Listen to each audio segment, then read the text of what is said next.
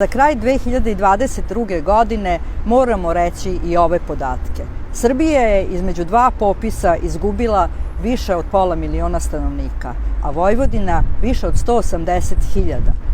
To su poražavajući podaci.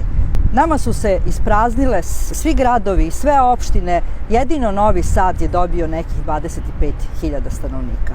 Liberalni kapitalizam koji smo olako uvezli 2000. godine, propast velikih preduzeća, ekonomska nestabilnost, neulaganje u selo i u mala preduzeća, mala poljoprivredna gazdinstva dovelo je do ekonomskih emigracija. O natalitetu da ne pričam. Ova vlast je nastavila istu antiporodičnu politiku koja se vodila i pre toga.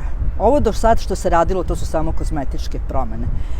Pokrajinska vlast daleko više mora ulagati u razvoj lokalnih samouprava. Ova vlast mora potpomagati i ekonomski i na svaki drugi način porodicu kroz promenu poreske politike, olakšavajućih uslova. Mora se dati jedan stimulans rađanju i zasnivanju porodice. Ako ovako nastavimo, u nekih narednih 30 godina Vojvodina će izgubiti više od 20% svog stanovništva. Zbog svega toga potrebno nam je ulaganje u domaću privredu, u domaću poljoprivredu, pomoć malim gazdinstvima da bi ljudi ostali na svojim porodičnim ognjištima. Zbog svega toga nam je potrebna promena sistema i sigurnost za sve.